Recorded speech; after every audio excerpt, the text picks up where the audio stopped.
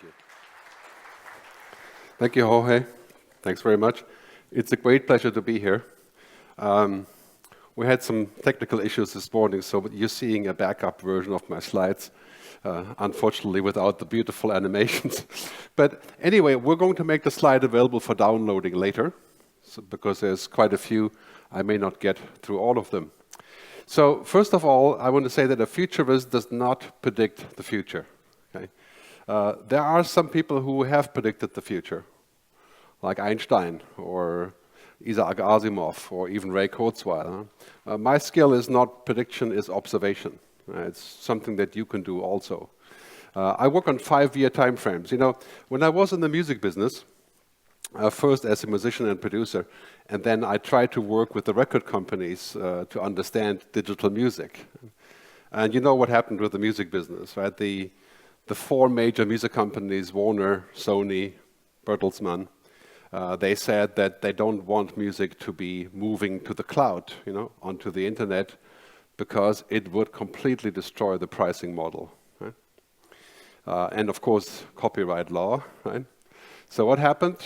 The record labels went to court against 257,000 people and sued people. Right? The lawyers got all the money, and the record industry shrunk by 71%. Okay? So a loss of 71% revenues from 22 billion to currently about 11 billion. That's not all the fault of the record labels, but the reality is today, if you buy a CD today or a DVD for Christmas and you give it to your kids, they will call a therapist. Right? I mean, I don't know if you still buy CDs, some of you, that's okay. I sometimes still buy them, right? But the fact is that music is in the cloud. Right? If you listen to music, you push a button. Spotify, Simfy, YouTube. Right? CDs are basically, in 10 years, nobody will know what a CD is except for the garbage in the closet. Right? So it's very important to understand where things are going, and I call this the hard futures, and basically my work is really best described as this, right? Listening. And I would recommend that if you do the same thing, you listen to the future. You know, in China they say, if you want to know the future, ask your children. Okay? Because we're so busy in what we're doing now that sometimes very hard to look from the outside. Okay? In fact, you could say that the success of the past is the biggest problem for the future. Because when you're extremely successful, you say, well, you know, I can't really imagine this would change. But just take a few looks around you. The car companies today. And, you know, I live in Switzerland, but I am from Germany, so I feel solidarity with the German car companies. Right? But, you know, 6 years ago, we had a seminar for the CEOs of a big German car company. We're talking about self-driving cars, autonomous cars, electric cars, car sharing. Right? And everybody in the room like this was laughing. Nobody could imagine that somebody would not buy their own car, would buy a car with a battery and no sound. Right? Today, the #1 initiative in the industry, autonomous cars, electric cars. Right? 5 years. And I can guarantee you, if BMW will sell electric and self-driving and shared cars, the business is completely different. Completely different. It's about mobility, yeah? Tesla does not sell cars, it sells mobility. There's a very big difference, right? The Tesla car is software on wheels. Okay? You get in the car in the morning, it's a new car because there was a software update. Your business will be the same. Think about that for a second, right? Selling cars, selling music, not selling music. So you already know this, mobile devices, you know, these things here, they are already our external brain. The things we can't remember, we put in here, right? Phone numbers, content, media, banking, all goes to here. And in the very near future, we don't type anymore. You know, I don't know, you have noticed, but there's so many innovations just the last 3 months where we just speak, right? Voice recognition. And, you know, imagine what this will do for an 85-year-old woman, for example, right? Or a man. No more typing, no more apps, no more downloading. Just say, hey, play House of Cards. Right? And it plays it. Buy me an airplane ticket. Right? That's 2 years away. So let's not think about the future as being too far away. You know, everything is getting connected, including the environment, right? I mean, I live in Switzerland, so I use a cow, right? They are actually connecting the cows in Switzerland, right? To find out how many kilometers have they walked, you know? Where are they? You know, what kind of mating behavior they have. I mean, everything, right? Like the poor cow has no privacy. It's terrible, you know? Right. But this is the most important curve of the day. Exponential, right? We're moving into an exponential future. You know Moore's law, Metcalfe's law. Moore's law is kind of ending for chips a little bit because we've reached a physical limit. But this curve now, right, we're counting like this. Very important to remember. When you're in the beginning of the curve, it's nothing, because when you double 0.01, you still have nothing, right? But at 4, we're at 4 today. The next step, 18 months, is 8, 16, 32. In just 7 years, we're going to be at 128. That means in 7 years, we're going to see things that are literally science fiction. Artificial intelligence, computers determining social security. And computers looking at 100 trillion data sets of social security from the last 5 years and figuring out new rules how to go forward, how to distribute funds. We're looking at systems that are basically mind-boggling realities, automatic voice translation. That's already working today. This is an app called Microsoft Translator. Right? In fact, I was going to show you one, but I'll skip it now because I want to spend more time on the other things. But it's mind-boggling. The other day I was in Japan. I was talking to the sushi chef for half an hour in Japanese. I spoke in German, not Swiss German. That is too complicated. But I spoke in German. He spoke back to me in Japanese through the mobile. Right? It's an app called Say Hi. It costs $2. Works perfectly in 35, even in Swahili, right? If you care to speak Swahili. But it's a mind-boggling change. It's like Star Trek. Right? Robots are now being used in pizza places, right, to serve people. And of course, you know, in your business, people are getting older all the time.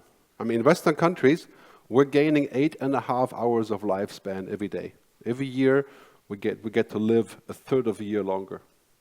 It's kind of too late for most of us to really participate in this. But if you have kids, their kids will, in average, live to be 100 years old. 100, in average, because of medical advances. Imagine what this will do to the insurance business, right? And to retirement. I mean, we're going to retire with 60 and then live 50 years? Right? Who will pay for that? Impossible. And of course, jobs will be also rare, you know, which is because of automation, computers. So our whole social system will be up for review. But having said that, this is not a bad future, right? I would just want to make clear this is not a dystopian scenario. In fact, it's all very positive if we find a way to orchestrate it. For example, we're looking at a complete convergence of biology and technology. I live in Switzerland, lots of pharma companies, so the pharma companies are not aware of this fact. Today we're taking pills or medication for diabetes, you know, for blood pressure. In 10 years, we're going to use technology not to have the problem. Beyond the pill. Imagine that for a second. We're talking about $17 trillion worth of money here, right, every year that we buy pills for. Imagine we can use technology not to have the problem. And it will cost maybe $1 trillion.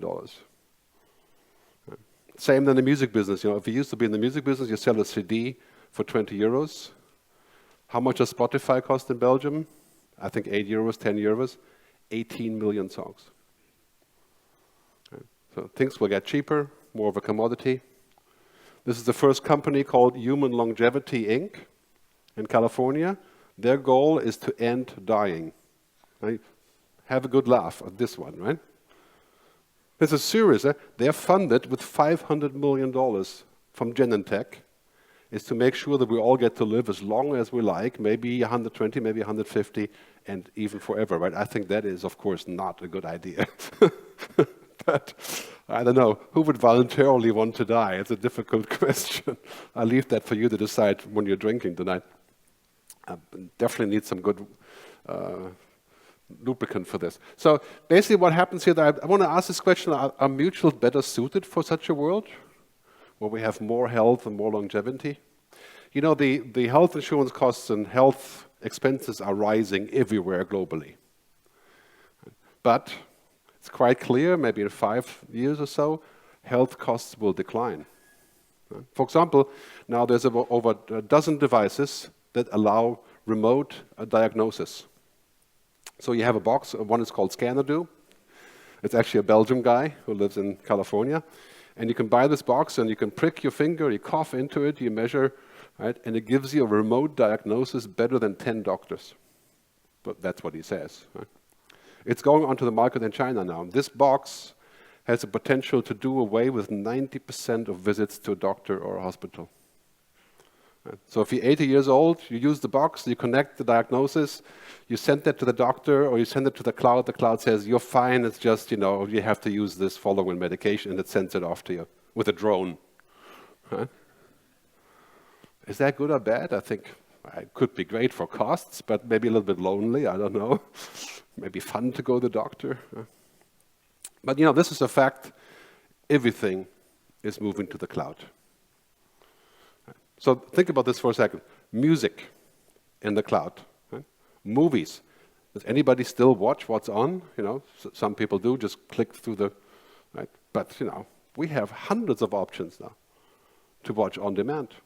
Right? Music, movies, books, television, money is moving into the cloud. Right? This is the nightmare for banking. Bitcoin, the blockchain, digital money. You know what happens when digital money actually gets here? Transactions will be 98% cheaper. Talk about pain. Right? I mean, I pay Credit Suisse $20 to send $100 to my son in America. Right? That's their fee. You know, this is one string of numbers with another string of numbers. Right? In the future, it'll be free. Well, it already is. I already bypass Credit Suisse using an app, right? So everything moving in the cloud, what will this mean for your industry? This is a very, very big question. Again, going back to the music business makes a great example, right? You see the red line here? The red line is traditional recorded music, CDs, and downloads, right? Going towards zero. You can, I mean, this is a total assumption. I think it'll be zero here, right? Basically. You see the blue line? That's called streaming. Right? You hit a button and it plays. That's what your kids do. When you go in the car with your kids, they don't ask for the radio station anymore, right? They want Bluetooth. Right? Bluetooth into the radio. Right? So what happens here, this is the most important learning, right? Traditional gatekeepers get fried in almost all cases. You have to think about this for a second. These red guys are Sony, Bertelsmann, Warner, and of course copyright societies like Boomer, STEM, GEMA, you know, all these. The blue guys are the internet companies. Right? YouTube, Baidu, Facebook, Spotify. In the future, we have a great music business, you know, growing, but it won't be the old guys. It's basically displaced, diminished, disintermediated, toast. Done. Now, this is actually easy to do with music. In your case, you're lucky, it's not so easy. Insurance is a lot more complicated than music. But you have to think about this for a second. This intermediation by technology is obviously happening across the board. It just takes longer. It goes in waves. So just the fact that it hasn't happened yet, or that it's very complicated, it's based on relationships, it's based on regulation, there's a lot of protection. That's good, you're lucky, right? But these are the waves, right? The waves of disruption. You're currently wave 5 and 6. You're just a little bit beyond the wave of retail and cities and commerce. And so that we can learn from this and say, well, you know, if it looks like this, you know, we still have a runway. I think this is a huge opportunity because it's not too late. If you're in the printing business, publishing, it's too late. I mean, people aren't going to buy more paper in the future. People aren't going to buy more CDs. People aren't going to buy more luxury cars. The projection for cars looks like this, for individual cars, and for public and shared cars like this. You may not like this idea, but it's like oil. Right? If you're in the oil business, you know where it's going. Right? It's not going to get any better. The future is not oil, it's renewable energy. This means for Shell and their colleagues, $32 trillion worth of sunk assets. Okay? They have to eat. And that's basically, sometimes I call this digital Darwinism, right? Because basically digital technology makes it possible to go direct, to compare, to understand, to get information, and the monopolies of knowledge or distribution are melting. And there is new ones, of course, which is also a big issue. But the Commission is looking at that, so I have a hope here, right? But basically, this graph kind of shows for my friend Rachel Boatsman who is ripe for disruption. Look at those 4 points. Complex experiences, that's you, right? Broken trust, I'll leave that for you to decide. Redundant intermediaries, yes. Limited access, yes. So the ripe for disruption criteria is fulfilled here. Right? So what we need to do is basically say, okay, in this world where computer performance is very soon going to surpass human performance. That's 7 years away. Right now, the most advanced computer has a capacity of a cricket. Okay? It's hard to believe, but our brain is extremely powerful. In 7 years, the first computer will match the capacity of the human brain. Not emotionally or thinking, but computing. Okay? Now that means, for example, you can feed the computer 100 billion facts about insurance. The computer will not be programmed to do something. It will learn what the deal is. Right? We'll come back and we'll say, if you do this, right, then we can have X, and we could do the following. Right? It can model the whole thing based on new rules. Now, I'm not a technologist, I come from humanities. I studied music and theology and philosophy, right? That's a scary thought. But, just, was it 3 months ago? Google's computer, DeepMind, won a game of Go, the Chinese game Go, against the world champion. The game Go is an extremely complicated game. 3 trillion possible moves. It's a strategy game, not chess. It's not mathematical. Right? And the computer won 4-1 against the human player because the computer made moves, so said the Korean guy that played against him. Right? The computer made moves that a human would never do. That's why he won. The computer learned how to play Go. It wasn't programmed. Right? It learned by watching, simulating. So you have about 5 years until a computer can take your business and give you analysis. And take the human knowledge and replace it with computer knowledge, and then we have to decide who do you believe. Right? And what is the human component of this business? Right? This box right here, the D-Wave quantum computer, is a million times as powerful as the most powerful computer that we're using commercially today. This computer takes the power of the city of Zurich and costs $300 million, so it's not very practical. But supercomputing is right around the corner. If you don't know what the blockchain is, I'm sure you're familiar with that, is the underlying peer-to-peer protocol of transaction. It's a new book that came out from my friend Don Tapscott called The Blockchain Revolution. You have to read this book because that's impacting financial, insurance, transaction business pretty much across. And the bottom line, I'll leave you to read this later when you get the PDF, but basically, the idea of the blockchain is to focus on matching supply and demand and risk calculation research. Right? It's a giant brain concept. So MIT Sloan said that businesses that adapt to a digital world are 26% more profitable. I think that's wrong. It's probably more like 260%. Right? I mean, is there any business that it does not adapt to digital? Right? As an anti-example, the Hilton hotel chain versus Airbnb. Airbnb is doubling the number of rooms every week in Europe. I mean, no matter what you think of Airbnb, I'm sure you had the debate about what they should or should not do, right? It's not always good to just have disruption. You also have to have some construction, right? I mean, they started digitally. Airbnb doesn't own any hotels, doesn't own any property, doesn't pay any taxes, not really. Right? That's also not so good. They should be paying some taxes, right? But this was animated. You can't see that now. But basically, what's happening in this transition, digital transformation, is that it's quite clear for your industry, digitization is what I call hell then, hell and heaven. If you digitize your business, you can be quicker, you can have better CRM, you can have better databases, you can be smarter, that's good, right? You can be more efficient, have less people. That's a fact, right? But on the other hand, now there's new competitors, right? There will be, well, there already is, but you may not be aware of this, Airbnb for insurance. I looked this up last night. There's 840 companies funded with over $1 million each who are in the technology insurance space. Right?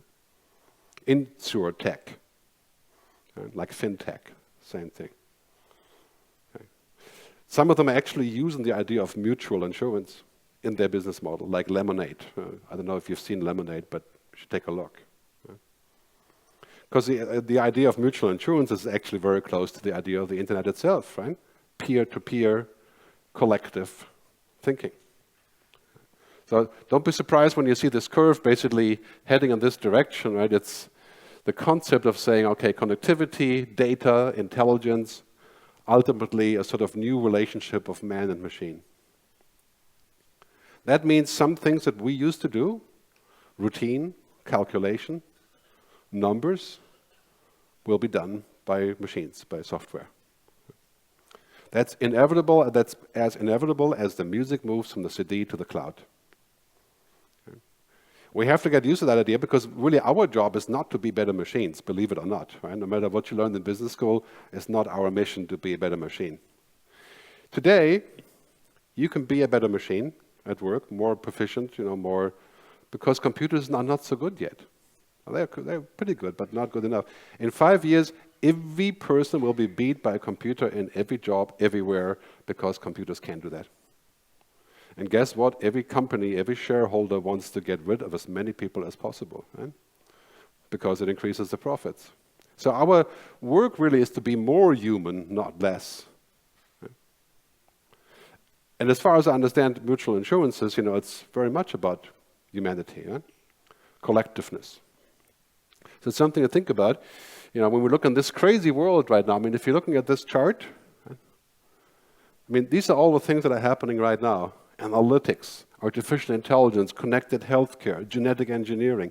It sounds like Blade Runner, right? It sounds like science fiction. Any sane person looking at this would say, my head is going to explode, right? If I study all this stuff. But in the insurance business, you have to be future focused, right?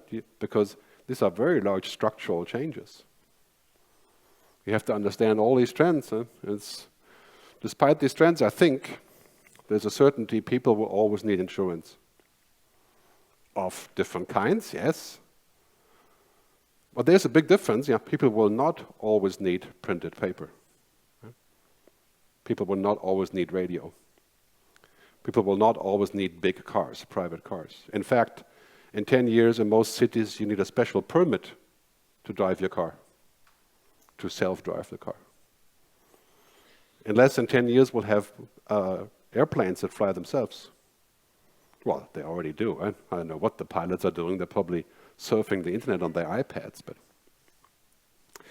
So it's very important, as Marshall McLuhan said, it is the framework that changes with technology, not the picture. Right? Very important. When you're looking at your business, it's not using social media, it's not using big data, it's not using apps. Those are all nice things you have to do. It is the whole context that changes the business model, right? The logic. I think that's a giant opportunity. In this framework, going back to 1964, Paul Barron, who talked about how the framework of business is changing because of technology, going from the left, right, that's here, centralized business, nice fancy car, right? Decentralized, the connected car, and here the future, right? The self-driving car. Right? That's where everything is going. If you're going to think about the future, you would probably not think about centralized businesses. You'd think about distributed businesses. Yeah, there are some centralized businesses, but it's very expensive. Right? Here, 95% cost saving, peer-to-peer activities. Right? What does it mean for your sector? Well, there's a huge amount of stuff there. Right? But basically, here's a couple of quotes. The reinvention of insurance hasn't happened yet. That's what this guy says. And this guy, who founded a company called Lemonade, said if you tried to create a system to bring out the worst in humans, it would look a lot like the insurance system. That's pretty serious, right? Well, he's talking about commercial insurance, not mutual, but still. Right? Okay. He says to a very high degree, insurance today can't reach the millennials, can't reach the kids. Does not connect to the kids. Right? Insurance is desperately slow in following user demand. This inventor says that it's basically about sensor networks and data generation, and you've seen the money that goes into this. Basically, the investment is to reinvent insurance is exploding. So if you run insurance companies today, especially mutuals, it would be great to team up with some of those startups, right, to import innovation, to connect to others. I mean, that's what all the big companies are doing. Right? Saying, well, there's like 50 companies trying to kill us, so we make a deal to import what they're trying to do. Right? Insurtech, I'm sure you heard about this before, right? I mean, this is an exploding market. There was an event in Barcelona just recently just on insurance technology. So here are some trends that are changing your business rapidly. Of course, digitization, that's an old hat. Disintermediation, companies getting in the middle where you used to be. Uber, Airbnb, that's great examples for disintermediation. Everything is going mobile. 80% of the entire internet will be mobile in roughly 4 years. Okay? Means if you're not mobile, you don't exist. Right? I went to some of your websites in preparation. I looked at whether it was mobile optimized, and I have to say quite a few could not be read on the mobile. I mean, this is like saying, you want to be in the restaurant business, you don't serve food. Okay? Intelligization, right? Everything is becoming intelligent, automation, virtualization, the cloud, prediction. Right? You can use modern technology to predict claims, demands, and all that stuff so accurately, it's mind-boggling. I've seen demos from IBM Watson, it's just, you would not believe it can be done. And of course, virtual reality, augmented reality. So you've seen all these trends, cloud computing, cognitive computing, Internet of Things, and you have to understand what they are. And like I said before, technology will not heal the business, right? In fact, it will disrupt the business. You have to build new business models based on that technology. Things that are only possible because of that technology. When I work with the print publishers, they came to me and said, we have to figure out how we can be successful publishing magazines and newspapers despite of the internet. I'm like, but what are you talking about? You're going to have a business because of the internet. That's the whole point, not despite. That's like saying I'm going to be alive despite the fact that I breathe oxygen. Right? I mean, the fact of life is that it's there, right? This is the Osani tribe in Africa. They play a game. I call this the game of mutuality. You look it up on the internet what it is, but essentially it's a game that only works when you stick your feet together and create a story together. So I have a question, how would these trends impact solidarity, sustainability? And I would say that the worst case, it could destroy this model, right? Because it would be completely based on actual algorithms and numbers, right? Which I think would be wrong. Because no matter how good the numbers and the data is, it does not give us a conclusive answer to lots of questions. I'll show you some slides on this, and we have to think about how that improves or changes what we can do. You heard about smart cities. Now the next thing I would say is smart insurance. Well, these days it's kind of a trend. You take any business and you put smart in front of it, right? Smart farming, smart cities, smart futurists, smart, But I tell you what, it's not enough to be smart. Smart is difficult, but pretty much everybody can achieve it. You practice a little bit.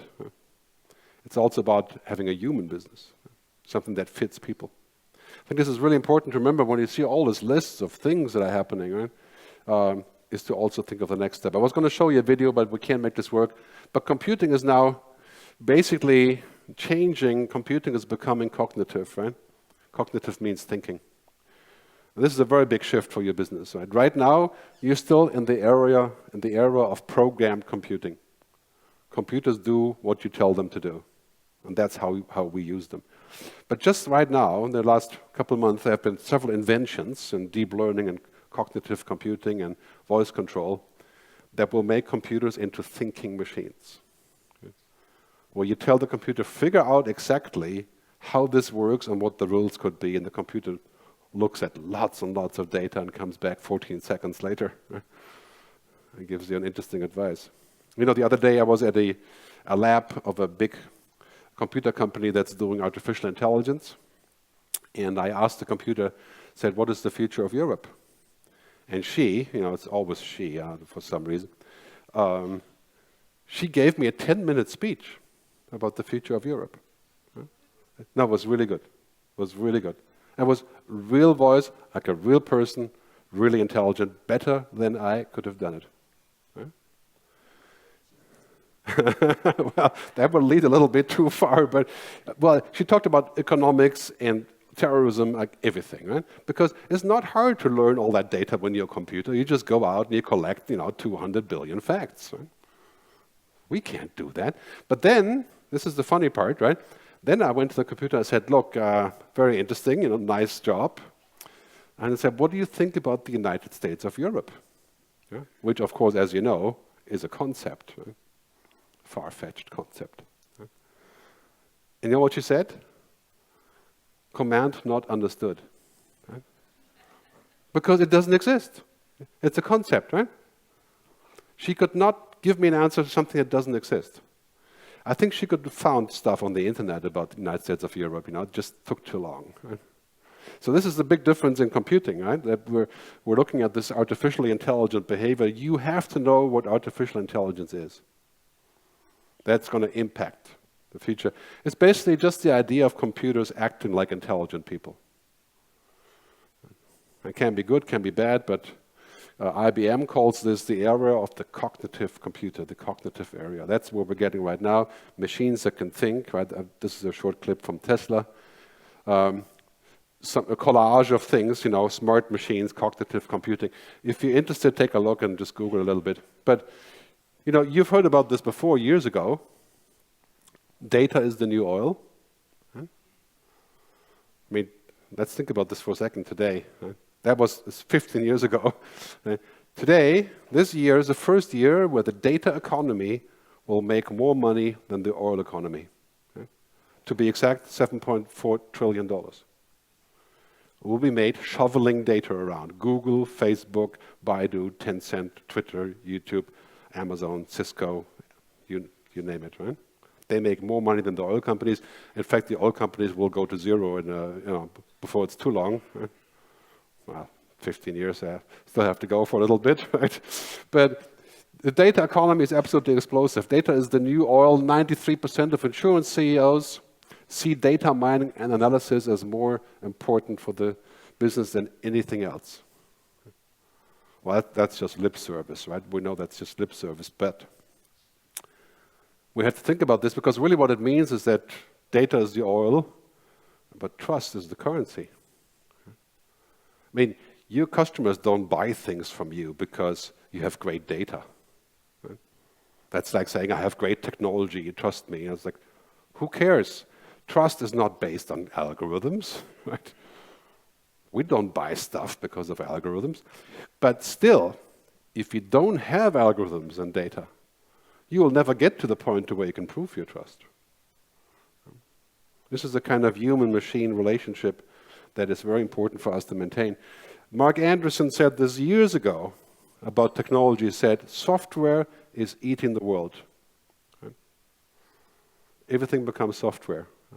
The Tesla now, for example, is software.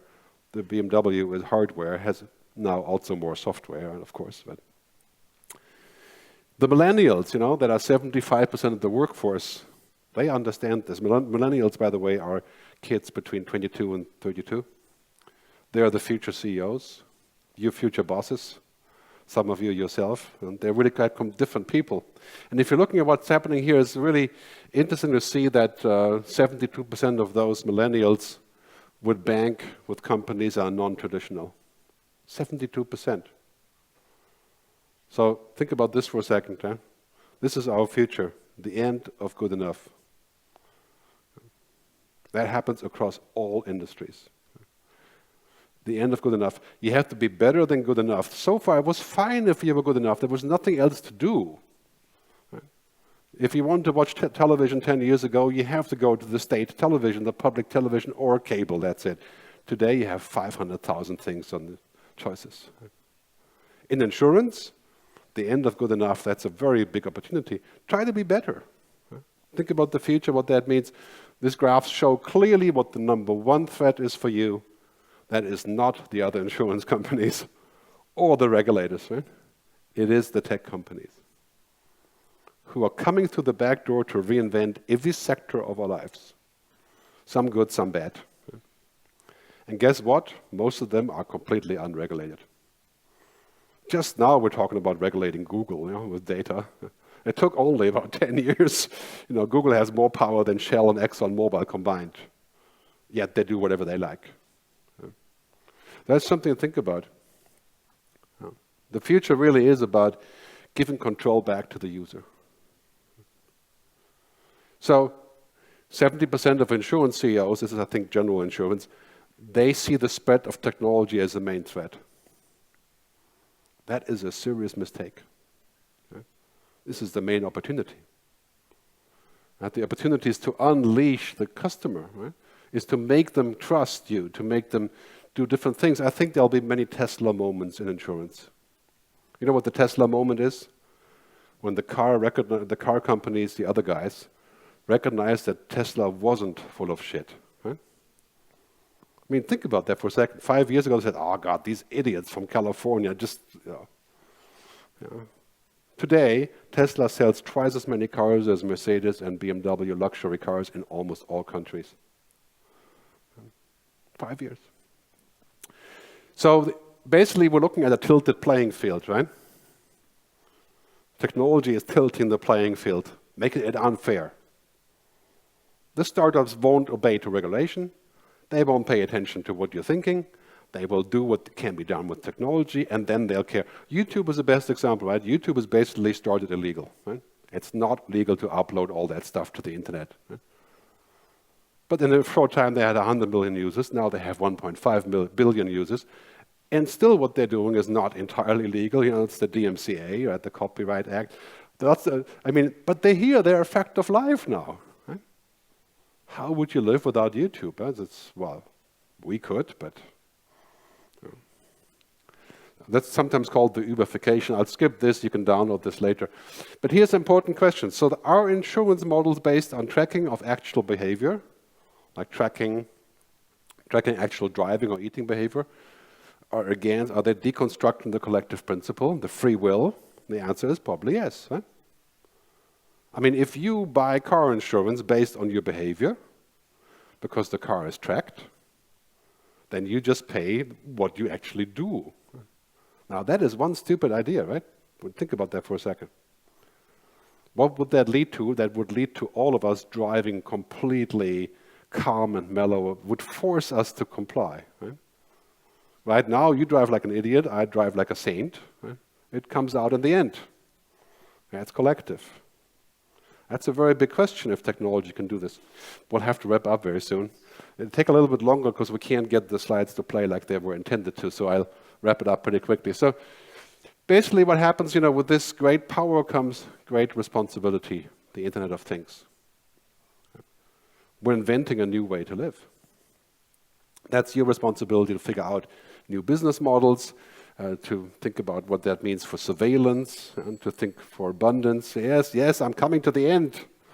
And you should take a look at this company called Trove, T-R-O-V. Right? They're building on-demand insurance for what you actually want to insure. So you take photos of your stuff, and you insure one thing at a time, uploading with an app. Right? Of course, that's a very American idea, but still. Lemonade, take a look at. Of course, we can't play this is really the world's first peer-to-peer insurance. Very powerful model, Lemonade, right? Peer-to-peer, self-serve technology. So I think this is also a fact of life. Technology will make it easier to put claimants first. And think of that concept, right? Putting claimants first. This is the key behind what Amazon did, right? Customer delight. This is why Amazon is such a successful company, because they will go for customer delight at all cost. At all cost. That's the key to the future. So I'll get to the end here. You will be able to download the slides afterwards. As you can see, I was wildly ambitious with my timing. Huh? Just to wrap it up, okay.